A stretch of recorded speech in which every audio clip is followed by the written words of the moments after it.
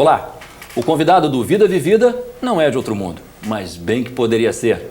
Ele tem ligação estreita com os astros e de um tempo para cá se tornou mestre na arte da meditação. Já criou 240 técnicas de meditar, muitas delas reconhecidas em congressos da categoria, no Brasil e no exterior. Eu estou falando de Pedro Tornag. Oi, Pedro, tudo bem? Tudo bom, Eduardo. Vamos bater um papo e você também vai responder as perguntas da galera ligada na telinha. Com o maior prazer. Tá legal? Mas antes, vamos nos concentrar. Vem aí a vida e a carreira de Pedro Tornag. Pedro Tornag nasceu no Rio de Janeiro em 1956, numa típica família de italianos com 7 irmãos. Aos 16 anos, foi para Boston, nos Estados Unidos, estudar flauta e teoria musical. De volta ao Brasil, morando em Itaipava, surgiu o interesse pela yoga. A carreira musical ficou de lado. O talento para a astrologia era tanto que precisava dividir esse dom. Pedro, então, criou o Centro de Astrologia do Leme, que chegou a formar mais de 600 astrólogos. Moderno e atualizado, hoje Pedro faz consultas até pela internet.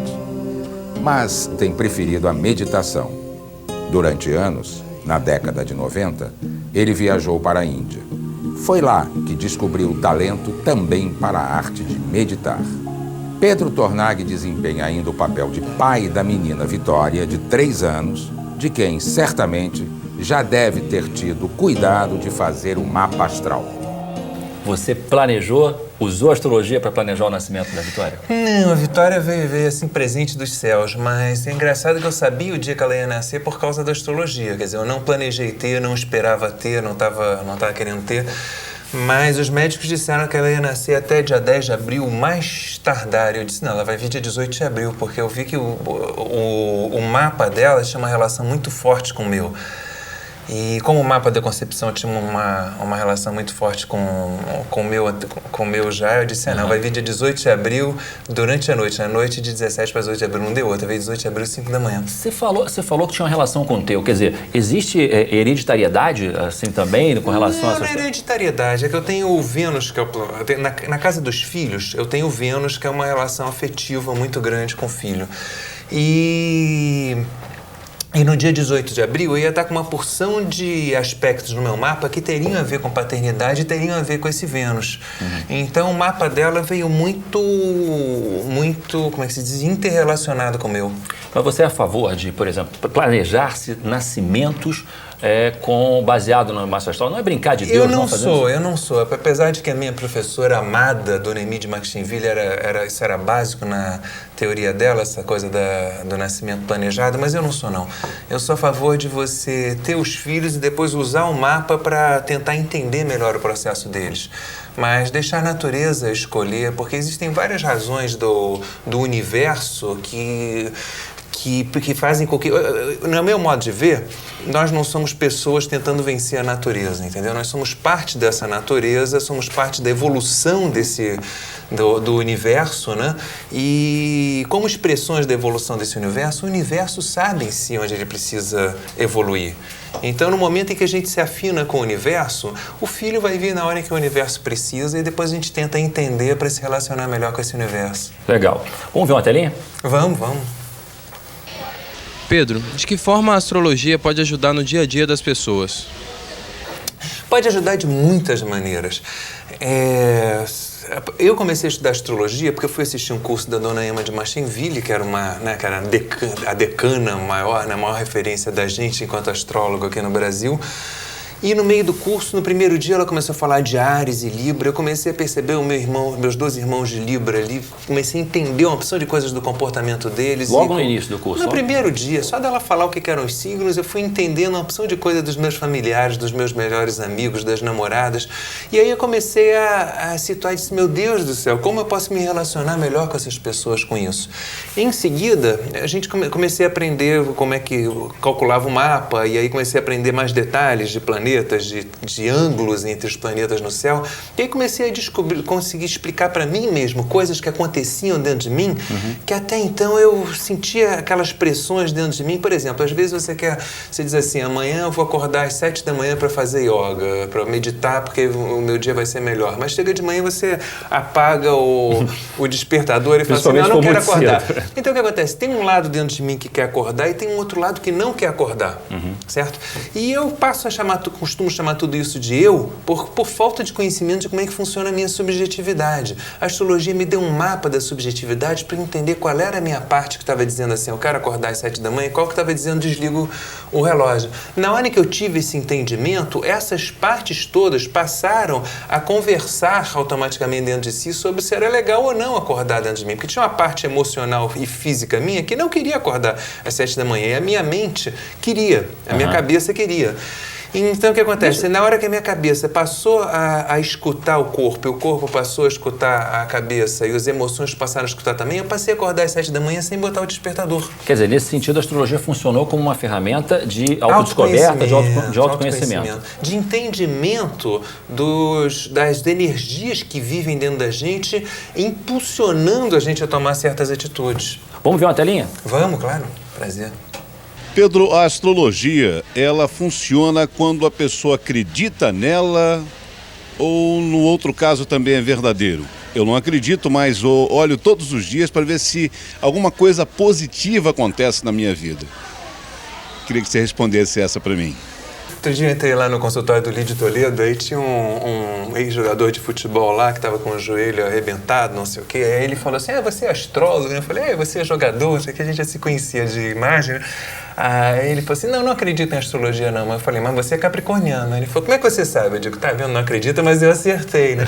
E a astrologia, ela funciona, você acredite ou não. Porque o acreditar é uma coisa, outra coisa é a existência. Se você acreditar que existem as marés ou não, as marés continuam funcionando, certo? O que é astrologia? O Reich tinha uma frase maravilhosa, que ele dizia assim, não são as lunações quem criam as marés, não são as marés quem criam as lunações. Os dois obedecem ao mesmo princípio. E estudando o ciclo das lunações, você entende o ciclo da maré. Então, o que acontece?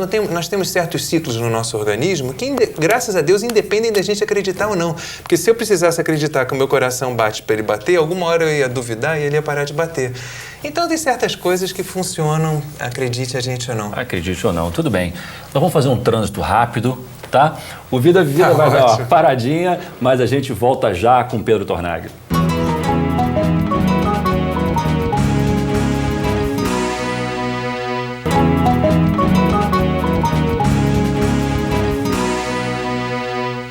O Vida Vivida está de volta conversando com Pedro Tornag. Vamos direto com a telinha, Pedro. Vamos lá, vamos lá. Pedro, por que você largou a carreira de músico? Na verdade, assim, se eu tivesse que usar uma analogia popular, eu diria assim, você imagina o cara que está trabalhando naquela obra, não sei o quê, de repente aparece para ele a loura e a morena do Tchan. Ele pergunta qual dos dois que você quer. A carreira de música era ótima, né? A carreira de astrólogo era ótima, a carreira de instrutor de meditação também era ótima. Agora, tem pessoas que podem escolher suas carreiras e tem pessoas que não. Tem pessoas que são empurradas por uma força interna. Eu sempre fui empurrado por uma força de busca de me conhecer, de descobrir quem eu sou. E durante uma época eu fiz teatro, né? Fiz várias escolas de teatro. Mas a música foi o primeiro... Porque aquilo estava me mostrando. Foi a primeira coisa, a música, não? O teatro ainda veio um pouco antes. Veio antes. Depois eu fiz música, por quê? Porque de repente eu percebi que a música estava sendo um caminho de linguagem, de contato com certas áreas dentro de mim, que aquilo era fundamental para mim. Então eu entrei numa universidade de música, saí para fora do Brasil, ganhei bolsa de estudos em conservatório fora do Brasil e estudava aquele negócio 8 horas por dia. Porque, até para eu continuar com a minha bolsa... Pesado, né, cara? Até porque eu tinha uma bolsa no conservatório que eu tinha que de 2 em 2 meses fazer uma prova para mostrar que eu continuava merecendo a bolsa. E para continuar merecendo a bolsa, eu só estudando muito. Então eu mergulhei nela e fui com toda obsessividade até que chegou uma hora em que surgiram a meditação e a astrologia, me mostrando instrumentos para entendimento desse universo interno que estavam sendo mais vitais organicamente para mim. Mas aí chegou a terminar a formação na escola de música? Não, na faculdade de música no Brasil fui expulso pela ditadura militar por problemas políticos. A minha faculdade era no prédio que tinha sido a Uni, na Praia do Flamengo. E aí um dia eles entraram nas salas e disseram assim, olha, a partir de segunda-feira, às 7 horas da manhã, vocês vão ter que trazer carteirinha de estudante, porque o pessoal da Uni está querendo retomar o prédio, a Polícia Federal vai ficar na porta do prédio e só vai deixar entrar quem tiver com carteirinha de estudante na mão. Aí eu chamei todo mundo para uma assembleia como é que se diz lá, no teatro da faculdade e fui para a porta da escola às 6h30 da manhã. Na hora que chegou a Polícia Federal, eu perguntei, vocês têm carteira de estudante? Eles disseram não. Eu falei, então hoje só pode entrar com a carteira. E barrei os caras. Aí ficaram os 4 olhando para minha cara sem saber o que faziam, porque aquela coisa eles não esperavam. Ali uma meia hora apareceu um caminhão daquele, um brucutu, um caminhão daquele de choque, saltou um monte de gente com escudo, máscara, aquela máscara transparente. E eu sozinho lá na porta da faculdade olhando aquele monte de gente, sendo doido para saber o que estava acontecendo no teatro, porque eu estava ali há horas já. Isso foi um processo de horas. Até que chegou uma hora que eu não aguentei, eu fechei a porta da faculdade, peguei, tinha uma trava dessa, era uma casa alemã antiga, o edifício, né? Coloquei e subi correndo. No que eu cheguei lá no teatro, a polícia já tinha entrado atrás de mim. E aí eles disseram, todo mundo para fora. E aí quando a gente saiu foi até uma coisa engraçada, porque eles tinham feito um corredor polonês, assim, que você tinha que passar pelo meio das pessoas. Mas corredor polonês, tu toma uns tapas. Não, só com aqueles caras assim, com escudo, todos te olhando firme. Eu fui olhando firme no olho de cada um, assim, perguntando, você sabe o que você está fazendo aqui? Eu era muito questionador mesmo, eu olhava no olho deles e nenhum conseguiu olhar no olho direto. Eu digo, bom, então que autoridade é essa? E aconteceu uma coisa muito engraçada, que a gente saiu dali, eu disse, bom, preciso ligar da casa de alguém para os jornais, para dizer o que estava acontecendo. Então eu fui para a casa do meu irmão, que morava ali perto, ele não estava, eu disse, bom, vou para a casa do Márcio Tavares do Amaral, que mora aqui do lado. Aí cheguei lá, tô ligando para todo mundo. Passamos 2 dias na casa dele e falei, ótimo, ele tem 4 telefones, levei a estudantada toda da universidade para lá, ficamos ligando para os jornais de meia hora, contando as novidades do que estava acontecendo. E aí 2 dias depois eu me perguntei, cadê o Márcio? É que eu tô aqui na casa dele 2 dias e não vi ele. Ele fala, tá em Brasília. Eu falei, em Brasília fazendo o quê? Aí que eu lembrei, ele era o ministro na época da educação. Eu falei, isso daqui é a República das Bananas, meu. Ele não era ministro da educação. O Figueiredo, naquela época, tinha dividido o Ministério da Educação em 3. Né? Tinha colocado um para, acho que, educação, um para universidades do ensino, outro para esportes, outro para não sei. Ele era esse da cultura e universidades. Mas, enfim, era o homem do governo contra a gente. Eu falei, meu Deus, o que a gente está fazendo? Mas depois disso eles não me deixaram me reinscrever lá na faculdade. Muito bem. O Vida Vivida vai fazer um intervalo rapidinho. A gente já volta com mais histórias de Pedro Tornagli.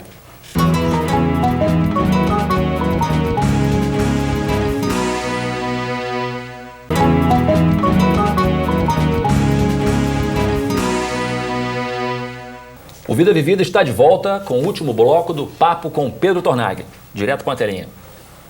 Pedro, qualquer pessoa pode praticar a meditação? Claro, qualquer pessoa. O que é meditação? A meditação é um estado de espírito onde você olha para o mundo sem interferência da mente.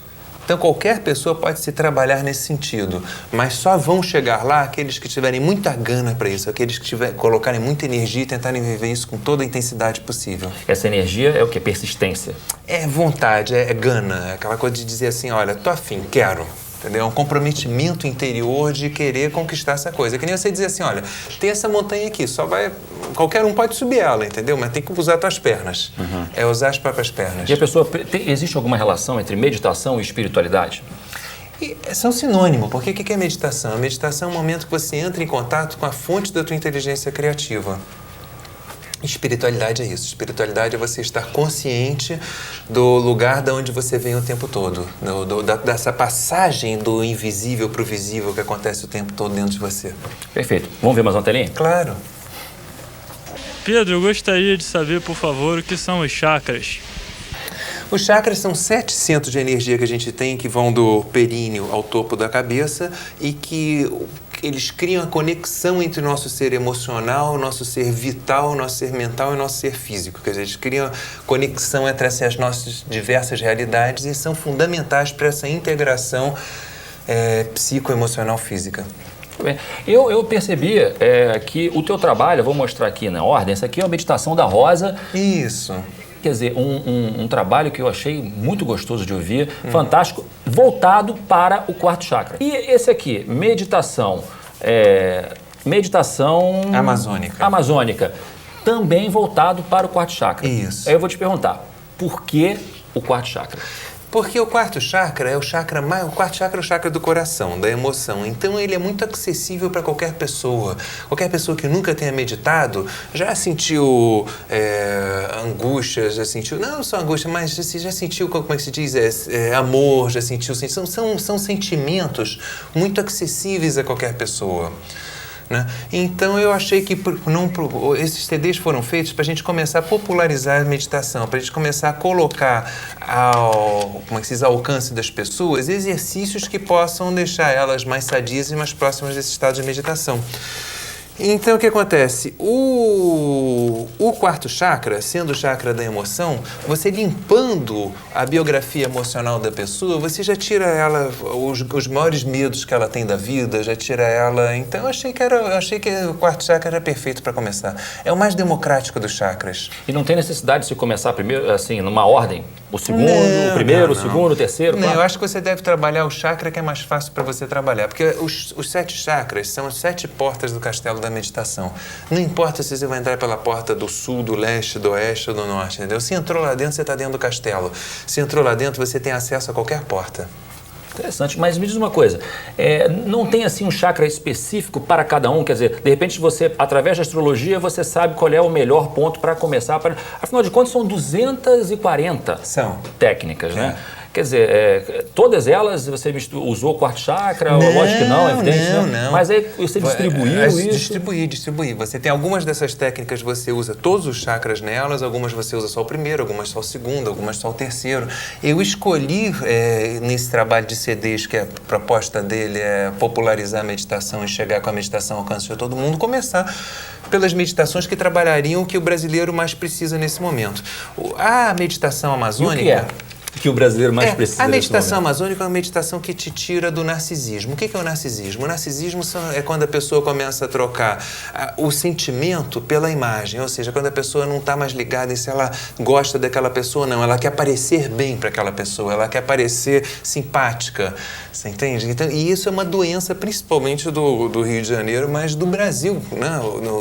no momento. Né? No Rio de Janeiro, porque é a cidade que eu moro, as pessoas vão para, quando vai chegando o verão, elas vão para a academia, não para ficarem fortes, mas para parecerem fortes.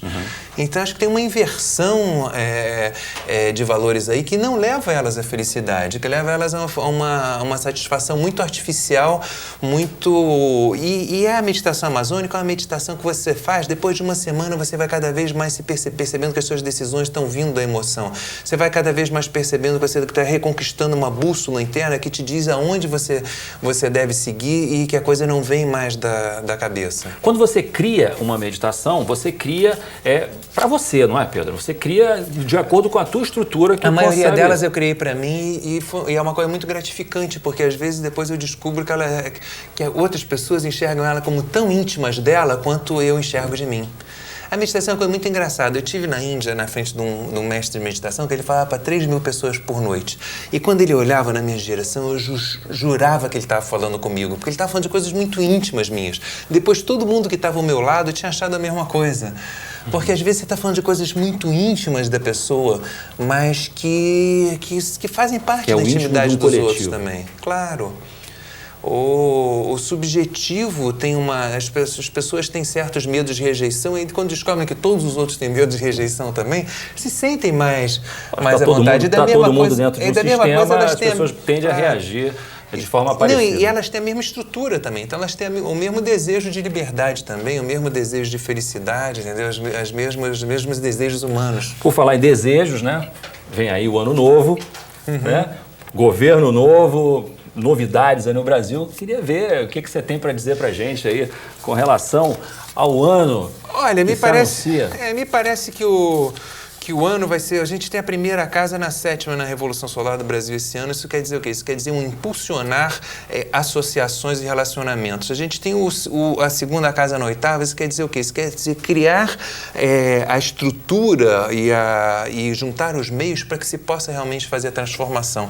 Então, eu acho que a gente vai ter que ter paciência, arregaçar as mangas e trabalhar para fazer. Porque a gente tem 2 quadraturas de Saturno no céu no dia da posse, tem Plutão em Vênus com quadratura Saturno e Saturno com Netuno. Essas isso duas é o quê? quadraturas... Isso é difícil? Não, Isso essas duas coisas dizem o seguinte, que com quadratura de Saturno tudo é muito lento, entendeu? Nada se consegue de um momento para o outro, entendeu? As transformações não vêm de uma outra para a hora, mas você tem que demorar muito e ralar muito. Então é possível, mas vai ter que ter muita competência. Que nem o filme como é que é o nome do filme? É Tempestade, não sei se você viu. Um filme, não é um grande filme não, mas é um filme interessante, porque são os pescadores que vão sair para o mar e aí de repente vem uma tempestade e a conclusão que se chega no meio do filme é assim, olha, com um mau timoneiro afunda rápido, com um bom timoneiro demora mais a afundar.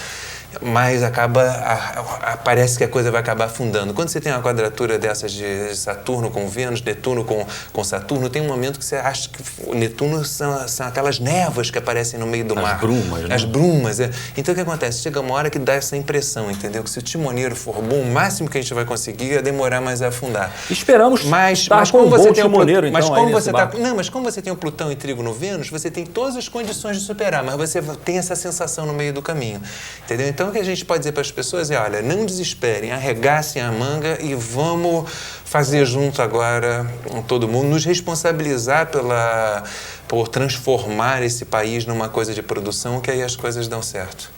Muito bem, muito bem. Agora, não podemos deixar essa flauta aqui, né, sem escutar um som aí. Bom, Eduardo, agora eu vou pedir desculpas ao público, faz 15 anos que eu não toco essa flauta e eles hoje me pregaram essa...